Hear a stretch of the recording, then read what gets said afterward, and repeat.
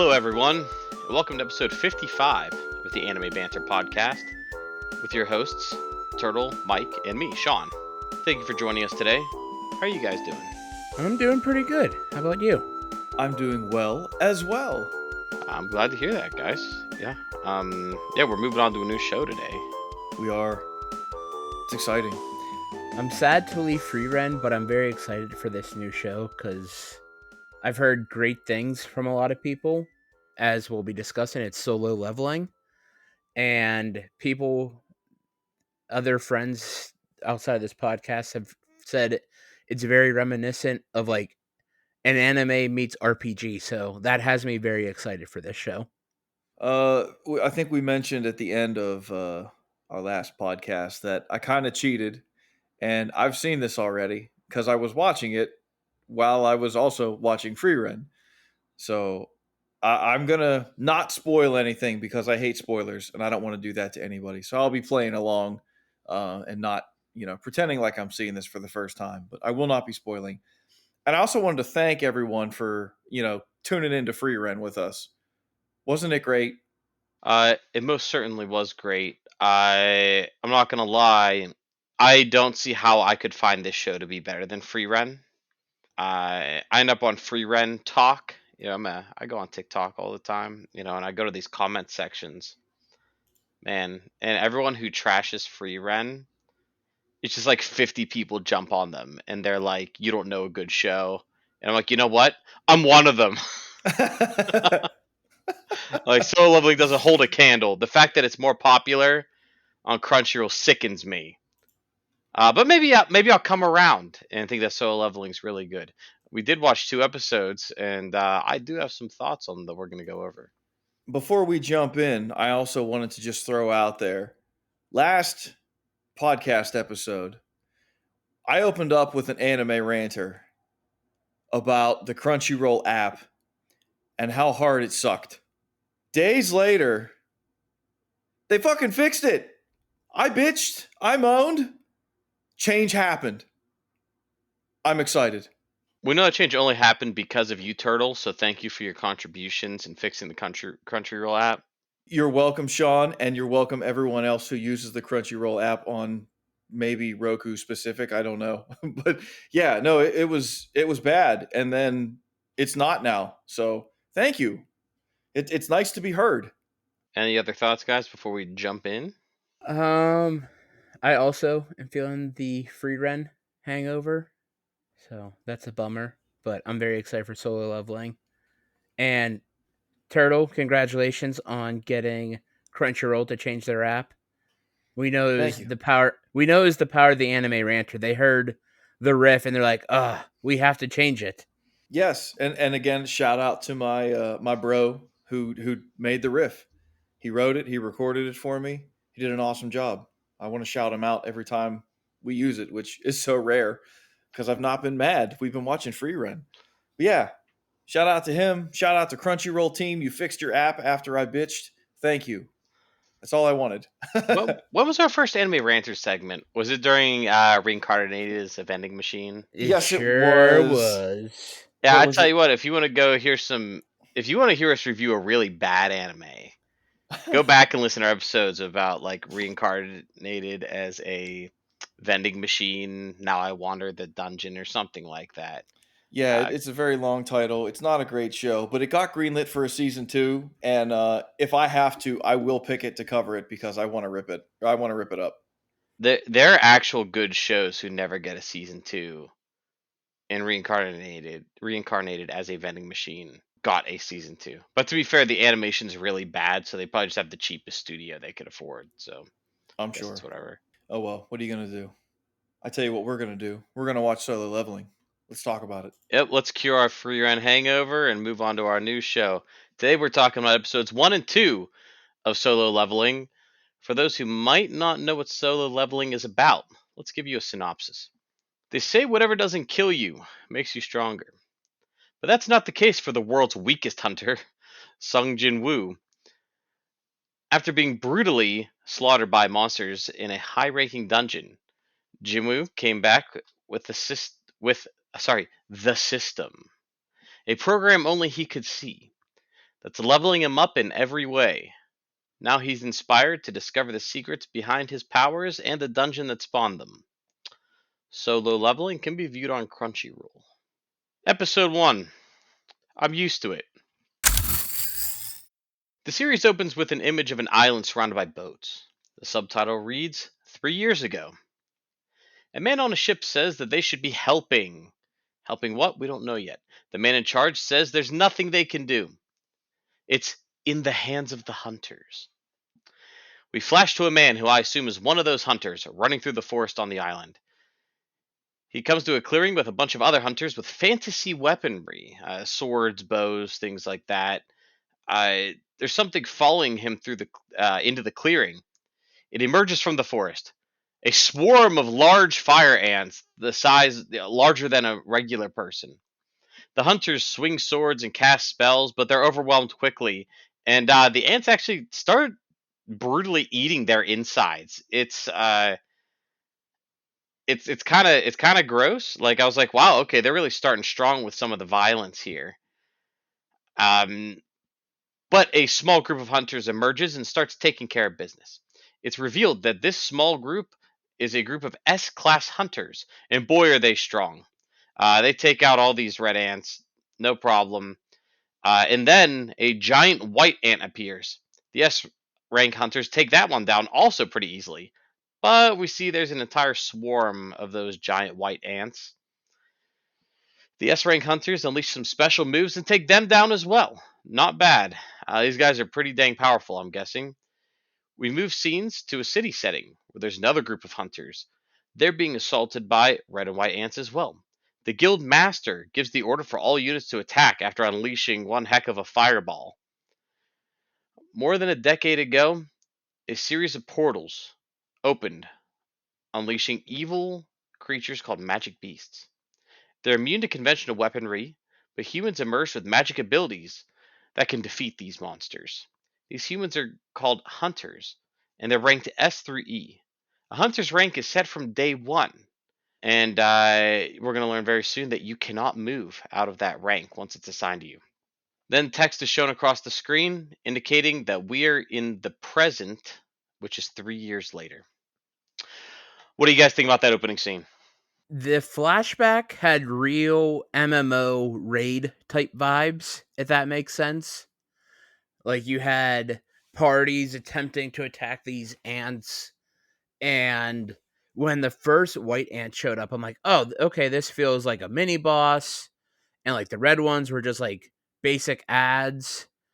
And then we see multiple white ants. It's like, okay, that's not a mini boss. That's like, if I'm putting it in like Destiny terms, the red ants are the red bars, and the white ants were like the orange bar enemies.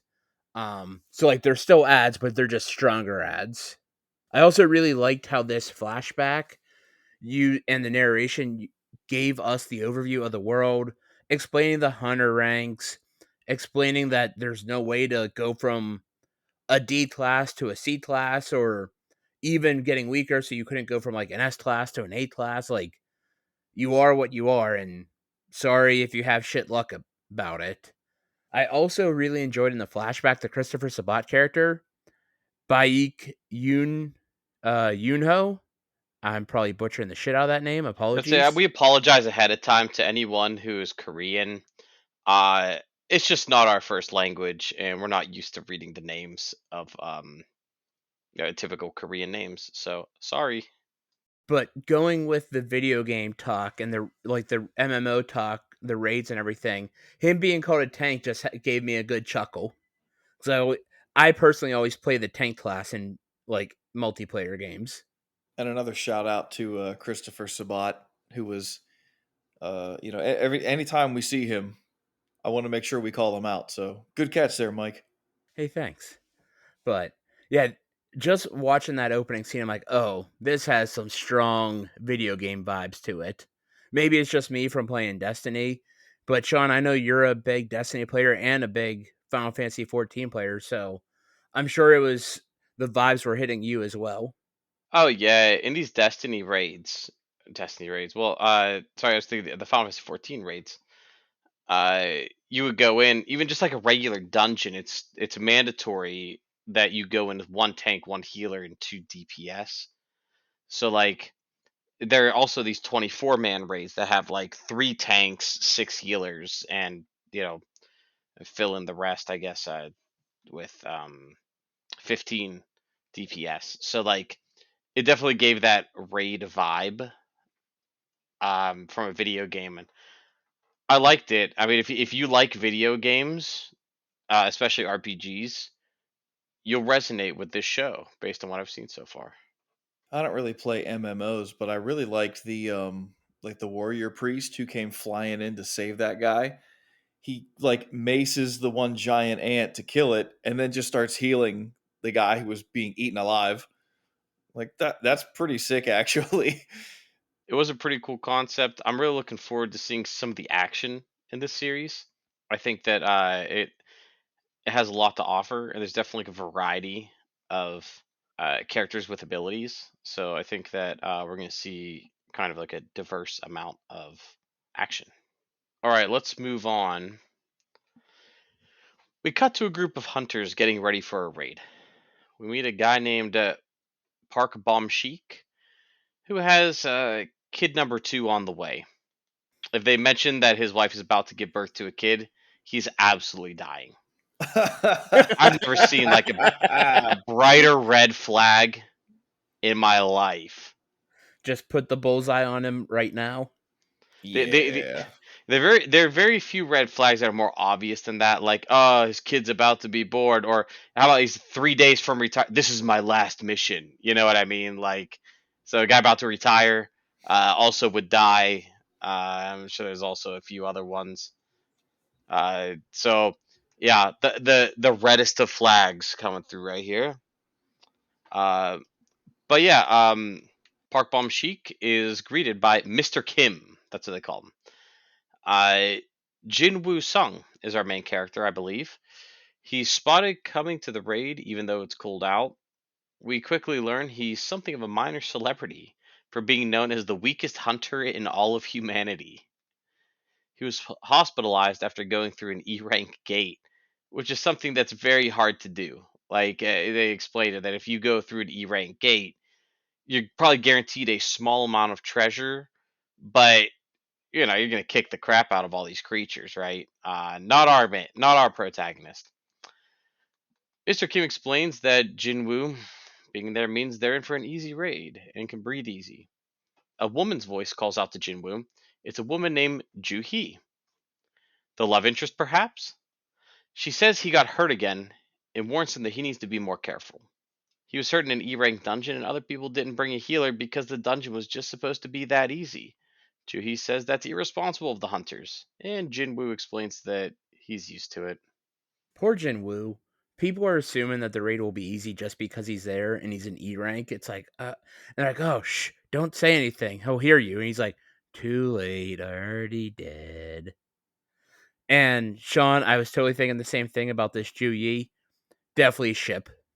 For sure. I'm in on the ship on this one as well. I also really love the don't say too loud, he might hear you. And he's like, I heard everything, guys. He's just so nonchalant, like, yeah, I know. Everybody always says that. I'm terrible. Everybody hates on him. Our raid leader for today's raid is Chi Yal Sung. A portal opens, and they walk through. Jinwoo walks through with only a knife to defend himself because that's all he could afford. I was really digging the look of the portals. And wow, that knife that Jin Woo is holding is so pathetic looking. Like, I get it, you're an E rank, so you can't really afford a lot, but maybe either save up or use that as a sign of not going on raids. Yeah, not not fantastic. Uh, we cut away to a scene. There is a meeting with administration, and we see a couple business guys talking. And here are the bullet points, right? Dungeon breaks are a problem, but they want resources from each dungeon. This point in the episode, I have no clue what the heck a dungeon break is. So I guess we'll find out later. Being a hunter is a high paying gig due to the treasure found in portals. This makes sense, right? If you have a chance to go to like another world and gather resources, it makes sense that those resources would be very valuable because we don't have those resources here on Earth. Uh, Magic beasts drop essence stones when defeated. Essence stones are worth a very nice amount. The show is doing a really great job in this episode explaining explaining the rules of the world and everything. So I really appreciate that. Like it makes for a slower pace to start, but without this, we'd be so lost, I feel. I think they do a pretty good job as well. But the whole essence stone thing, I don't know. It's kind of strange to me. It's like, okay, you go into the dungeon, you fight these monsters, and then they drop these stones, which can be used for all kinds of important things that we need to function as a society. So we definitely need to get all these stones. I don't know. It's the MacGuffin, I guess. You got to get the MacGuffins. We got to get these stones. They can do anything. They produce all sorts of energy, and they're the most efficient thing. And there's no pollution, and it's the best thing ever. Yeah, though it's no more, you know, it's no worse than you play like an old school RPG and you kill monsters and they're inexplicably wealthy. Right? So it's no worse than that. So I can forgive it because you can just it's video game mechanics. Yeah, I can forgive it too. I'm just pointing it out. We cut back to Jinwoo, who's having a good time. He defeated a beast and harvested an essence stone. Nice work, Jinwoo. Someone yells for Jinwoo to get his attention. A goblin looking beast lunges at Jinwoo and almost breaks his blade with his own. So he defends with that. The goblin's a fast guy, and Jinwoo is having a hard time dodging. Jinwoo's blade breaks against the skin of the beast, who uses the opportunity to get a brutal stab in on Jinwoo's side. I saw this and I was like, yeah, dude's in trouble. He's saved by Park Bomb Sheik. Jinwoo rips the blade out of his side and starts bleeding out on the ground. Park Bomb Sheik assigns Juhi to look after Jinwoo so he can catch up with the main group. Whenever Jin Woo pulled the sword out, I literally screamed at the TV, "Don't pull the sword out!" You're you're supposed to leave that shit in to slow the bleeding. Yeah, absolutely. I guess he didn't get the memo. Well, unlike the last E rank gate or portal that he went through, this E rank raid has a healer. So Juhi knows healing magic. It seems like that's kind of like her specialty, and she heals Jinwoo up no problem. Jinwoo looks over at the rest of the group who's fighting a bunch of generic fantasy beasts. We cut away to the chairman. Speaking away, hunters collect essence stones from high ranked beasts that can be used to craft high ranked gear and take down even higher ranked beasts. You think they could just harvest mana crystals since they serve the same function. Apparently, they're mana crystals. We don't know what they do. Uh, the government sees this as a chance to have a new source of clean and efficient energy. If that were to ever happen, the hunters would prove to be even more valuable. Which is, I guess I want to say that it seems like the essence crystals are. It's like a cycle where it's like kill creatures, harvest essence, make better weapons to kill higher rank creatures to harvest more essence to build even better weapons, and that's also like a video game gameplay loop. I was gonna say this is just a loot game, isn't it? You start with your green gear, then you get your blue gear, then your purple gear, then your gold gear. Where's the pay to win option? Usually it does have that. Not here though. It looks like. Got to do it the old-fashioned way. Oh, the grind. I don't love this game. It's just too grindy. We speaking of the grind, we flash back to our hunters. They're successful and there are no casualties. Juhi calls out Jinwoo and tells him she's worried. She wants to know why he's doing this to himself, because he's clearly not cut out for it. Ship, ship, ship. Ship, ship, ship. Yeah, it seems to be going in that direction. Jinwoo reflects on how he's only got a single E rank stone, while the rest of the raid crew say that it's a pretty pathetic treasure haul overall. However, one of the hunters finds a tunnel. We're in a double dungeon, baby. Double dungeon. Goes all the way around. What does it mean? What does it mean? So they mention it's a double dungeon, but when I hear that, I'm like, I don't know what the heck it means. I guess it means there's probably like a second part, right? So our brave leader, Chi Yal Song, explains this that this needs to be reported to the Hunters Association and to wait for their approval. Mr. Kim explains that Bomb Sheik needs the cash and they should go forward. The death flags are being waved in our face, man. I'm telling you, man. Oh yeah, Anytime you come across this, always follow protocol. absolutely. But they put it to a vote, and the vote comes out 6-6 on going forward or going back.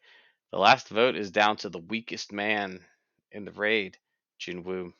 He reflects, right? He needs the money. His dad's missing. His mom's in the hospital. He's paying his sister's college tuition. He just reflects on that and he says, "Yes, we have to go forward because I need to come out of here with more than just one E rank stone." I have a really bad feeling about this. When they were talking about like medical costs and everything, I'm like, oh, I see this world has the American healthcare system and not universal healthcare. Yeah, I was seeing all the red flags here, and I was biting my nails. I'm like, oh, this is not going to end well, is it?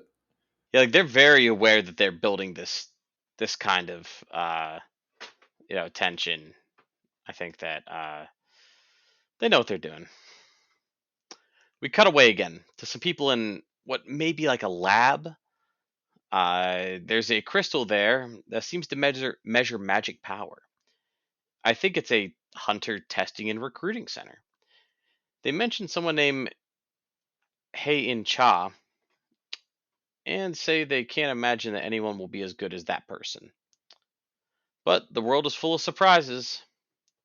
We cut to a scene where some purse snatchers driving on a motorcycle drive by and just grab a woman's purse.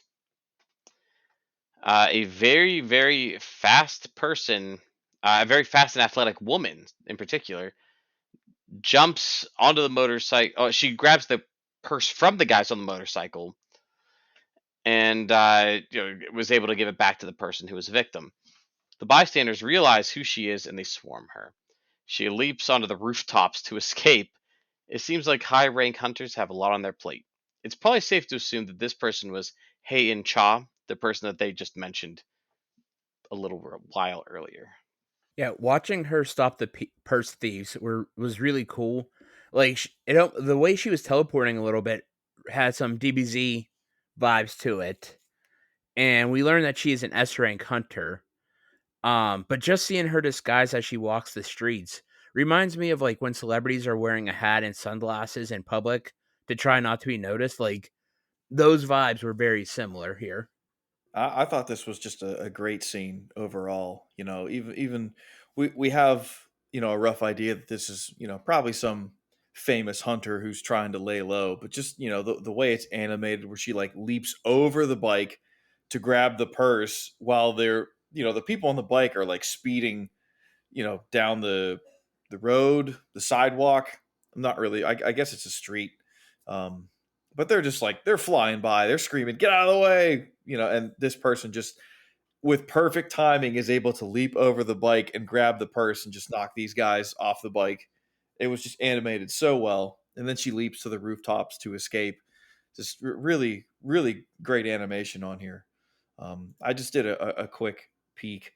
The series was produced by A1 Pictures. So I just want to shout them out. I really like the animation in this show. I think it's really good. I don't know if it's all hand drawn. It's got a real nice, I don't know, glossy look to the characters. Everything looks pretty and sharp. So I don't know if there's, if it's all hand drawn or if there's, computer work involved. That's usually the case nowadays. But I think it's all very consistent the way it's animated and how the characters look and how they react and move. So just wanted to shout them out. Looks great. We're going back to our raid group. Junwoo apologizes to Juhee for voting yes. She says she's worried about him and rips into him for being dumb. If that goblin had aimed just a little higher, then he's a dead man.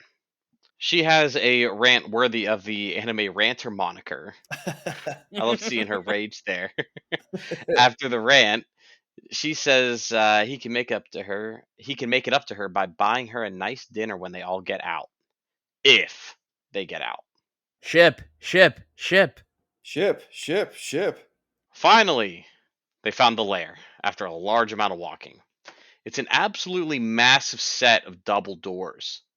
I'm so nervous right now.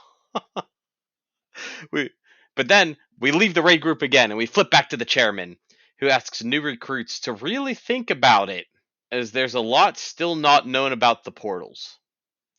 His advice to surviving is to stay both humble and afraid, something that our raid group seems to have forgotten. Our group opens the doors. Torches along the walls light up on their own. Outside, on the edge of the room, is a circle of giant statues. Inside the room, there's a tablet with ancient script. The Kartanon Temple's commandments are as follows: Thou shalt worship God. Thou shalt praise God. Thou shalt prove thy faith. Thou shalt get the hell out of here. This dungeon, this quote unquote D level dungeon, ominous AF. I would have pieced out after seeing the door.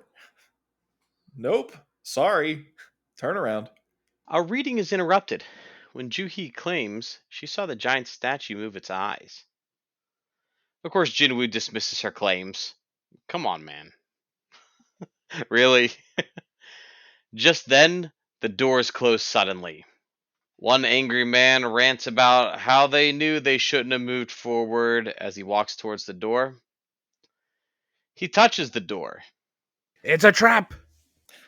A statue next to the door makes one clean, sweeping motion and cleaves the hunter in two. It returns to its resting position, and Jinwoo starts tweaking at a D-rank being killed in one hit. He looks at the statue in its chair. Its eyes move to meet his eyes. Wow, Jinwoo, if only you'd have listened 10 seconds ago to someone telling you that. We're immediately taken to a flashback. Jinwoo tells the story of his first raid. He lost his party and got cut up. He also got lost and almost starved. He has learned to survive with very little. He yells, "Get down now!" as lasers fly across the room, absolutely disintegrating one hunter. Everyone is completely shaken, and they're overcome by a feeling of dread and hopelessness.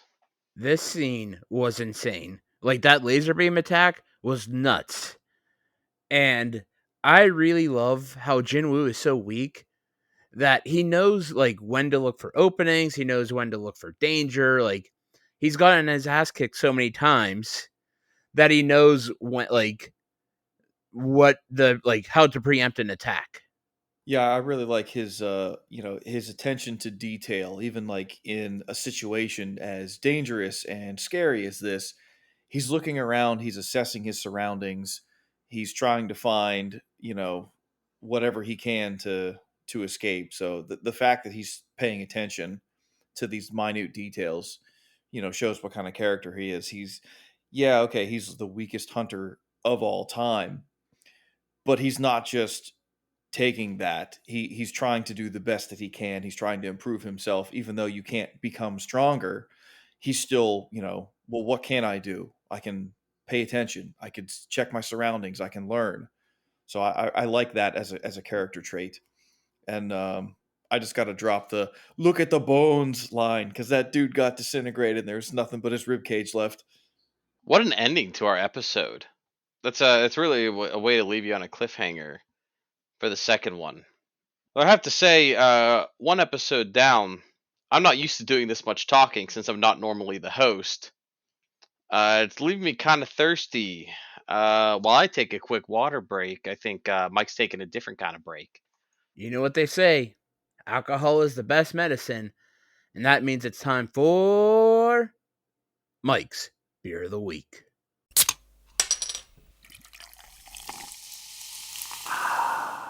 This week's beer comes to you from Ellicottville Brewing and is their Strawberry Crunch Bar, a 6% cream ale that contains cake, biscuit, and cream, followed by a brilliant strawberry and vanilla combination. That all sounds great when I say that out loud, doesn't it? I have to say, this beer left me disappointed. I was all excited by the idea of having a strawberry crunch ice cream bar in beer form because I love strawberry crunch ice cream bars. And this beer just did not hit any of the notes.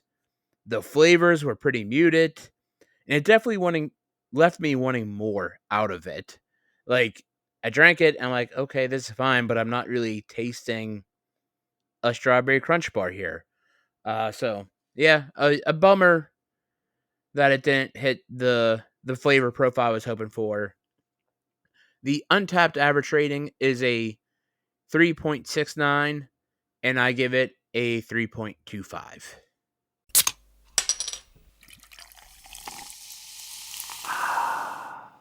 Episode 2. If I had one more chance. We open where we left off. Exactly. A lot of people panicking. The raid leader, Chi Yal Sung, credits Jinwoo with saving them. Jinwoo says he didn't figure out what was happening, but he has a way of sensing danger, like he has a spidey sense. We cut over to Mr. Sung. This man's arm is just missing.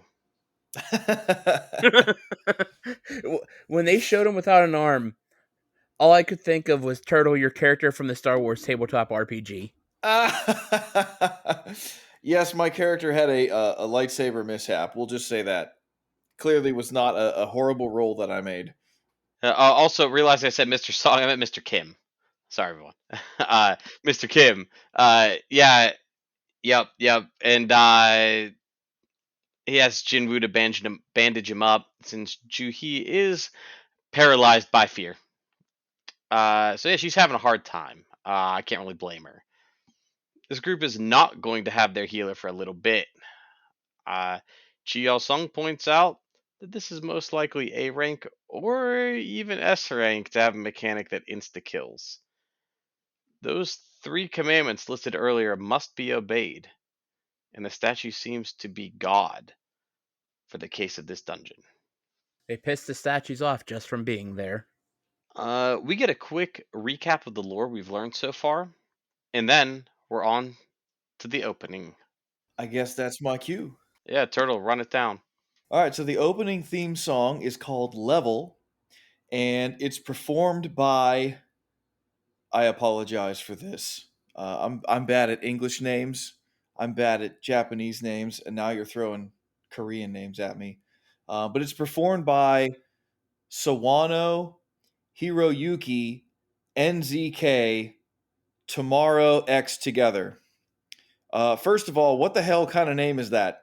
Is it a person? A group? Why is it so long? What does it mean?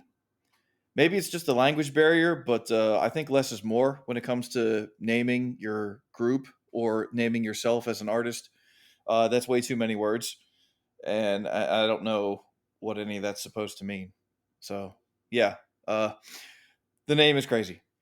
The song itself, to me, it sounds very like 90s boy band. It starts off with like this drum beat that kind of like fades out and then fades back in again. That's a very cool technique or thing to do, but it's a very strange way to start a song. So I thought that was interesting. It's got a lot of synths going on. And even toward the end, it's got this little kind of rap section. Definitely not my style of music, but it is catchy. I'll give them that. Uh, I don't know. I give the song like a 3 out of 5. It's not terrible, but I'm still going to skip it from here on out. And it's definitely no free run opening. Well, the first one anyway. That song was incredible. I'm trying really hard to not be like, yeah, this show's no free run. Just And I in did it general, I'm for like, you. dang, even the theme song, dang. Yeah. Yeah, it's not a bad song. It's not my thing. I'm definitely a rock and metal kind of guy, but I mean it's catchy. I'll give them that. When you're trying to get like a radio hit or a song out there, you want to have some sort of catchy hook, and this has that. It's just not my thing.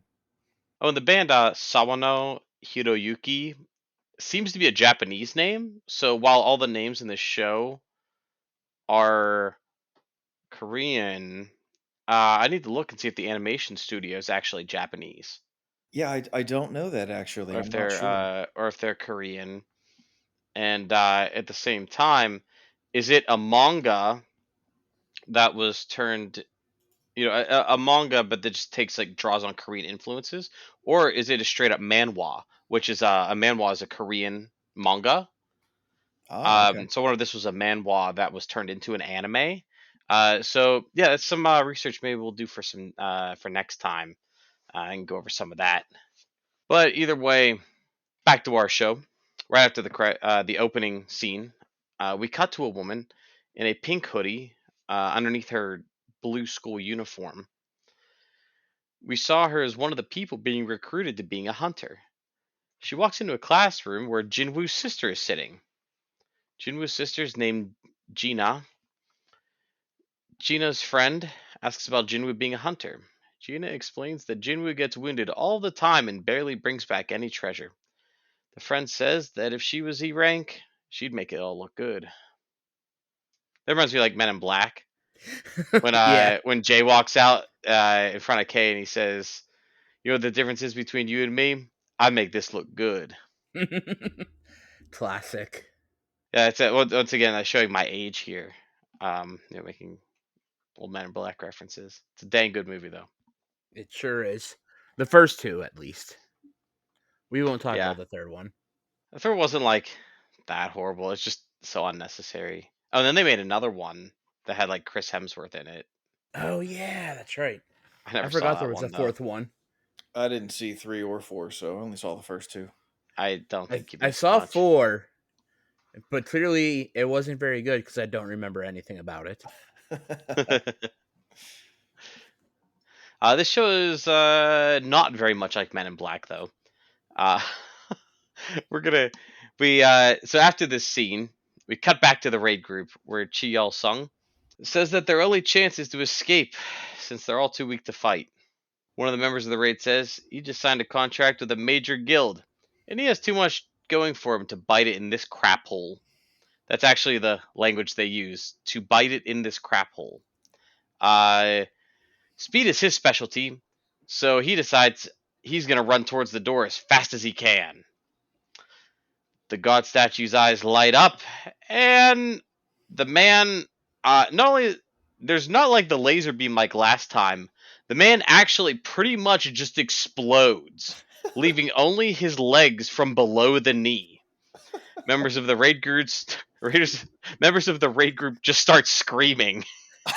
It's absolutely brutal. It's so brutal, dude. Sean, I love how you're describing all this because it's fantastic. Thank you, thank you. I tried really hard to But make it as entertaining as possible. when this dude got blown up, all I could think of was raid leader. Let's look for a way out. Jabroni that gets blown up. Speed is my specialty. Leroy Jenkins. It's nuts where like it's just like a flash of light hits this guy, and then you just see what's left of his feet just like flopping to the ground. It's like, oh my god, it's oh so brutal. Jinwoo starts thinking about why they haven't been vaporized yet. Thinks back to the commandments. Thou shalt worship God was the first one. This place has its own set of rules. He now decides to bow to the statue. They all must bow their heads to the throne. It only attacks if you're above a certain height. They all bow. The statue's eyes stop lighting up. And then all of a sudden, the statue smiles. I really like how Jinwoo is the only person like thinking those commandments out and like putting everything together. And like people are like, "No, you're crazy. That's dumb." And it's like, or he's right. And when that statue smiled, it was so damn creepy. Yeah, that's like an ear to ear, like Cheshire Cat smile, and I was very uncomfortable when that happened. But definitely shout out the team leader here as well, because he's the only one who is like backing Jinwoo. He's like, oh, okay, everything that you've said so far has seemed to be working. What should we do now? And everyone else is just like, you're crazy. It doesn't make sense. Team leader's like, hey, you might be onto something, guy. What else you got? The raid group all stands up with excitement. They have been turned to ash. When they all stood up, I was like, whoa, whoa, whoa, guys, not so fast. I totally thought they were going to get vaporized as soon as they stood up. It's like, oh, we passed. We're good. Whoop. And some of them are like, oh, guys, we passed the test. We can go home now. And I'm like, buddy, there's 2 more commandments. All right, you've done one. I But hey, the statue stands up and starts walking. The second commandment is that they must now praise God. One member of the raid group gets down and starts praying. Because the statue starts walking towards them, like they're kind of this guy is putting his eggs in one basket here. Jumu realizes that this isn't the right prayer. You can't use this guy's not even from here. You can't use prayers from Earth. And like this guy doesn't even know what you're saying. So it's the wrong prayer, and Squish goes the hunter under the god's foot. Cue more screaming, and then oh wow, another member of the raid group gets swished too. I absolutely lost it when the statue stepped on that guy. Like, I had totally had a feeling that was going to happen when he got down to pray. I'm like, oh, this dude's getting stepped on. We're definitely getting some stepped on fetish here, aren't we? And then the art on the other member of the raid group getting squished was so brutal because it was so it was not quite slow motion, but it was slower. So you actually saw her body compress and the blood just spray out everywhere. Ugh. Not the way I want to go, getting stepped on. By a I giant statue. Well, let's hope it right, never happens in real life. right. I like how the first guy, he's like, don't worry, I've taken some classes on I don't know, praying or like God. So let me see if I can do something. And they cut to him, they cut to the statue, they cut back to him, and he's starting to sweat a little bit. Then they cut back to the statue walking towards him still. They cut back to him and he's starting to sweat more profusely. It's like, dude, just get out of the way. It's not working. It kind of reminds me of the scene. You guys ever see The Mummy, like with Brendan Fraser? Oh yes, Yeah, a classic movie. It reminds it me of the was. there's the one guy who Imhotep's about to kill him, and he starts pulling out every religious symbol he has and starts praying. And then he pulls out the Star of David, and he's saved because it was recognized by Imhotep, and Imhotep's like, oh yeah, I could use this guy. Um, and that's how I imagine this scene in general. We're just say a bunch of prayers. We have to praise him, right? Say a bunch of prayers. Yeah, it doesn't work. So they spread out and run. They run away from the god. Our poor man Bomb Sheik. The death flags were there. I thought he was gonna make it longer though. Bomb Sheik runs a little too close to one of those statues on the sides of the room, and he gets slashed in half vertically. And as if that wasn't enough, I think he also gets slashed vertically, but from at the other angle, essentially splitting him into fourths. Guess he'll never get to meet that second kid. Oof. Yeah. Well, they gave us all the death flags, so it wasn't a surprise. Jinwoo starts thinking about things around the room as another guy gets killed. The statues, he looks around and looks at all the statues, and he notices there's some with musical instruments instead of weapons. And he says, these have to be the key. So everyone starts running. They spread out to the musical instrument statues, and we find out that only one person can be standing at a statue. Jinwoo leaves Juhi at the drummer statue, and he engages in a foot race with the god statue. Yikes. He leaps out from under the foot, only to land in front of a statue that brings down its shield upon him. He somehow dodges that one too, But he's crawling, and there seems to be a trail of blood behind him. I He's crawling. He almost gets absolutely crushed. Oh no! Yep, looks like he lost his leg. Not good.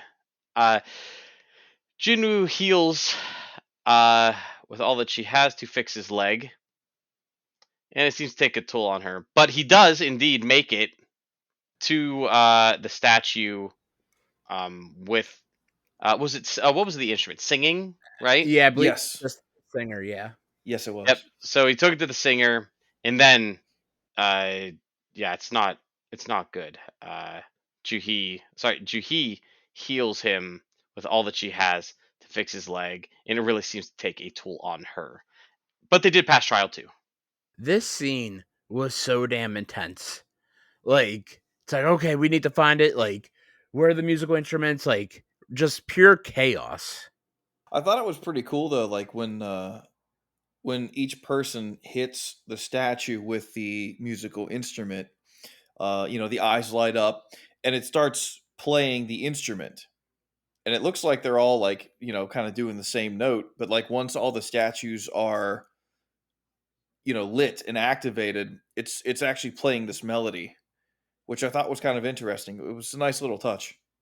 Then watching Juhee like crying blood and spitting blood as she tried to heal Jinwoo's leg was insane.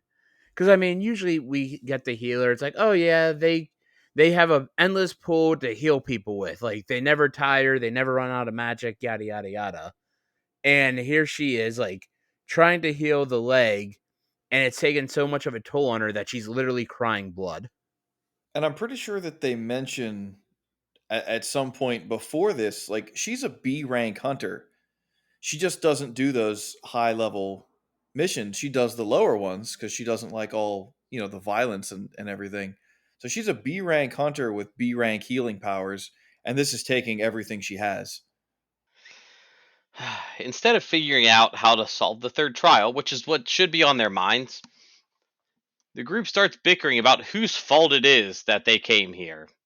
Well, they don't get very long to bicker because an altar appears, and it turns out they have to prove their faith, which was the third commandment. They assume a sacrifice is needed, which is crazy. I guess when an altar shows up, you're just like, yeah, let's just kill someone on it, right? Their raid leader, Chial Sung, agrees to go first. He walks into the circle, and a fire lights up, a red flame. Jinwoo has two people carry him into the circle. Since three of them enter, three more flames light up. I love Sean. I just love how you're like, oh yes, human sacrifice. That is definitely the answer. Yeah, I mean that's what I mean. I mean, That's what we were all thinking, I right? mean, yeah, Prove your faith, yep. sacrifice. You see an altar surrounded by gods, and it's very Old Testament, like sacrifice your children to me. I mean, to be fair, these other trials have been pretty brutal up to this point, so I could see jumping to that conclusion. They pause to wonder if anyone is able to come rescue them. Like, what if we just don't activate the third trial somehow, right? Um, it takes a week for a gate to open all the way. Then the beasts inside come out to Earth. That's why hunters enter the gates to defeat the dungeon boss. It seals the portal and humanity is safe. The six remaining people fail. Will the god statue be unleashed into the world? Makes you think. Makes me scared. Me too. We cut away to Jinwoo's sister, Jina, who is going to visit their mother in the hospital. Her mom is sleeping, but Gina is talking with her anyway. Talks about her hopes of doing well on the national exam. Man, her problem seems so small compared to what her brother's going through. We're gonna cut back again to our raid group. Kind of sick of these cutaways, actually. I don't need to see her in the hospital talking to the mom. There's enough drama and suspense. Yeah, and like it just feels like looking the at it from these two episodes alone. I feel like I would feel the same way if I was watching this show live as it came out each week. It's like, okay, like I want to focus on the Jinwoo story and like where that's going, not okay, like Gina's in the hospital with her mom. And it's like, yeah, it's part of Jinwoo's like motivation to like get money and everything, but it's like it feels so out of place to at least as of right now. Yeah, I definitely see that. I did really like this scene though. I mean, just the fact that we get a little bit more into his family circle as to what's going on. You know, he's trying to raise money for his sister and for his mom who's in the hospital. So we do get to see them. And I think it's a nice little character moment for Gina. You know, she goes to visit her mom in the hospital, and her mom is ill. She's asleep. I don't know if she is always asleep like that, like she's just in an unconscious state, but she still goes and talks to her anyway. You know, just positive reinforcement. Maybe this will help keep her, her consciousness in our world, even if she can't respond. Maybe she can still hear. So it was a nice moment, but yeah, it does kind of pull us away from the chaos that's happening in the dungeon. But it's a great moment. I liked it. I didn't. Keep me in the dungeon. More violence. More violence. Why do you see how they get out? The rest of the group gets in the circle, and 3 more flames appear. So we have, I think, 7 red flames now, and then oh, sorry, I can't remember if there's. I think there's 6 of them. 6 flames, and then there's an outer ring of the circle that's now filled with blue flames. The door swings open, but the statues all light up and start walking towards the group. If you look at the statues, they don't move. But if you look away, they start moving again. One of the hunters starts to crumble under the pressure and looks away. She runs out of the circle. One of the red flames goes out, and the doors start to close a little bit. She makes her way to the door. Surprising to me, I thought she was just going to get wrecked. Jinwoo decides that the open doors are a trap. There's no way that if you run out that door that you're going to be okay. Another hunter makes a break for it. He just can't take it anymore. And only 4 are remaining in the circle. If just one more person leaves, then the blind spots are not covered, and the statues will most assuredly advance to kill all who remain. Remaining in the circle until all the blue flames are slowly extinguished will most likely grant them a pass to leave. If you look on the outer circle, the blue lights seem to be extinguishing one by one, so you think it's kind of a countdown meter. And I think, if all 6 people stay there and stare at the statues, they just have to make the end of this timer. But, well, we'll see what happens to those who try to leave. Because at least to me at this point, I was like, yeah, they're dead. Anyway, the timer thing makes sense, but Jinwoo seems to believe that if they hold out, they're in the clear. But unfortunately, one more decides to make a break for it, breaking their sight to the statues. Chiel Sung tells the kids to make a run for it, but Juhi's legs give out due to her overhealing. So she's overhealing. She doesn't have the energy, and Jinwoo is missing a leg, so he can't really carry her. So they have to make a hard decision. Jinwoo gives them an out, so Juhi can be carried to safety. Jinwoo hands her an E rank essence, so she can buy that dinner he promised her. It's very depressing right now. Chiel Sung KOs Juhi, so he can carry her out, because she doesn't really want to go. Jinwoo is sad, but he grabs a sword and points it at the statues. I don't know what he was hoping to accomplish by this, but I get it. He was pumping yourself and trying to survive as long as you can. But they start swinging.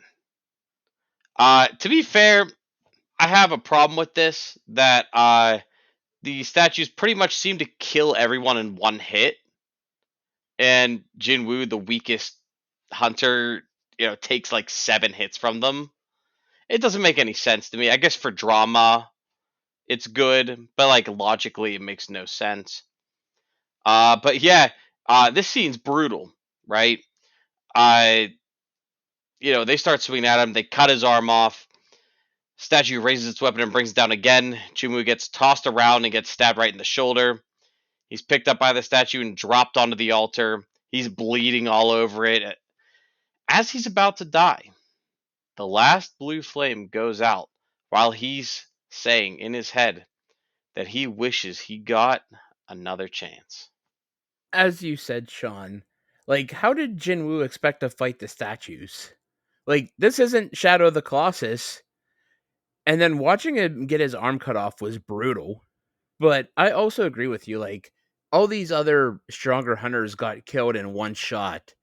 And Jinwoo's just getting tossed around like a rag doll. And I'm like, okay, he's dead. They're like, nope, he's still alive. I'm like, okay, he's dead now. Nope, he's still alive. It's like, how the fuck is he still living? Like, dude gets his leg cut off, gets his arm cut off, gets stabbed in the shoulder, is bleeding out to the point where at least he should be passed out, if not dead, and he's still alive. I'm like, what? Like, it sort of took me out of it, but I also really liked how, as he was getting tossed around, we got his inner monologue playing where, like, it sort of felt very Smeagol and Gollum like, where, like, sometimes you'd be like, I'm just glad everyone else got out, and I hope my death means something. And then he'd be real angry. He's like, those fucks, like, I wish I was stronger. They didn't give me a chance. How dare they leave? They could have just stuck to my plan. And they'd be like, oh, but I'm glad they got out and survived, and I hope they have a good life. And then he'd be angry. Well, I wanted a good life. Why didn't I get out? And I really enjoyed that.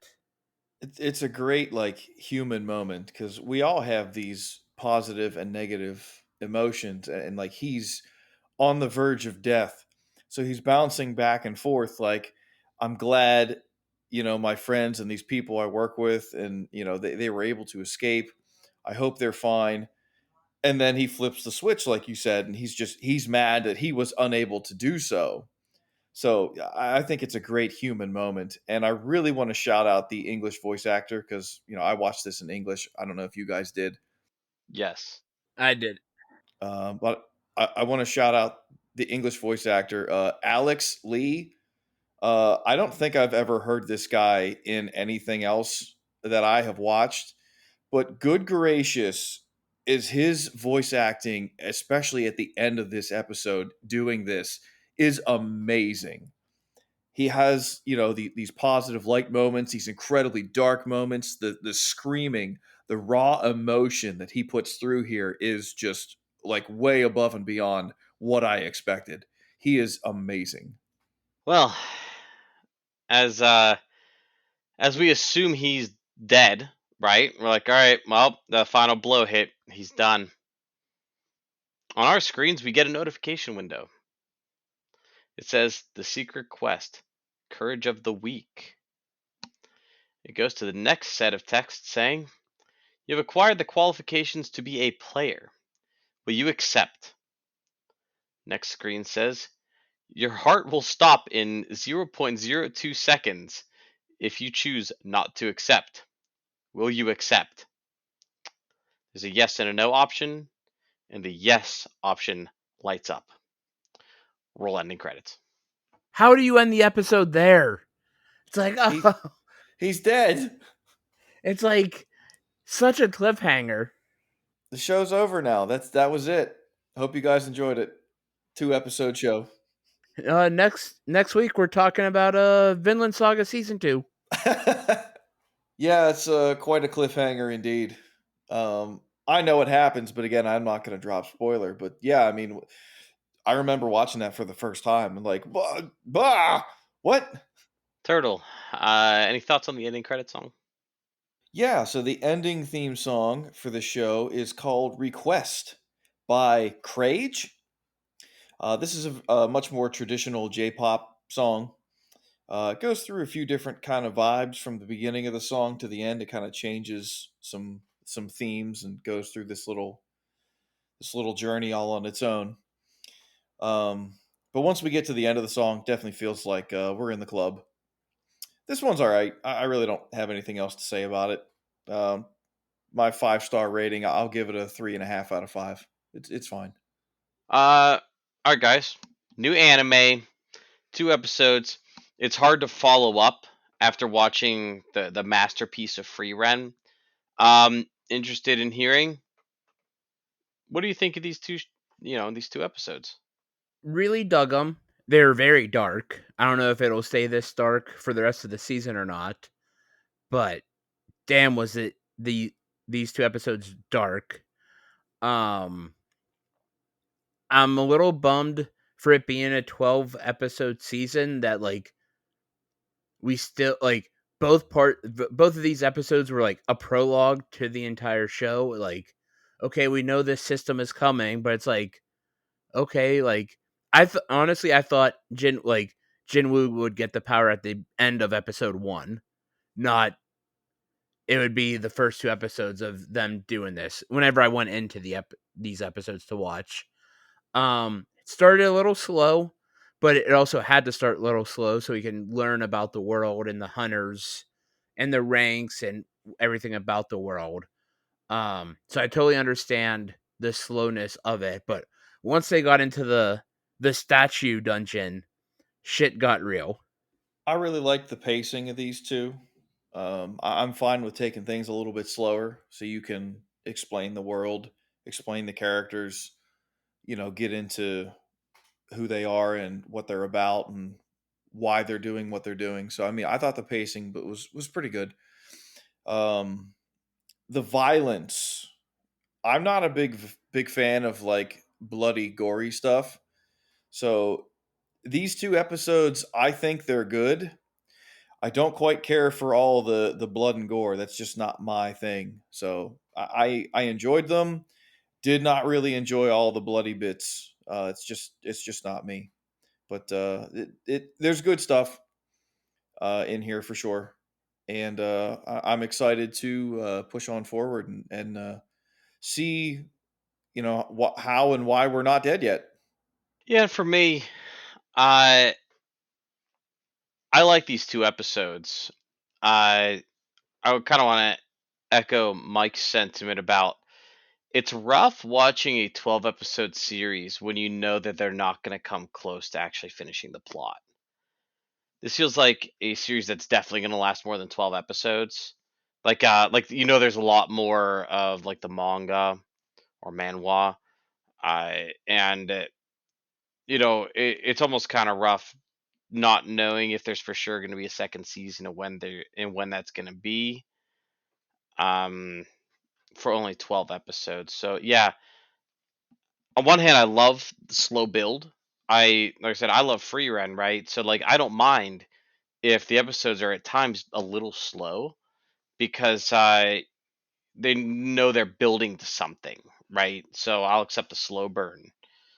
So this being segmented to 2 episodes really helped heighten the tension and drama, and they snuck in those little tidbits about the world here and there that I found to be very organically, for the most part, very organically added, and the information was easy to digest. So far, it still has a little bit of those MMO vibes, but I'm looking to see where they go from here because it feels like we've really only scratched the surface of what we're in for. Let's move on. First one for solo leveling. It is time for the waifu of the week.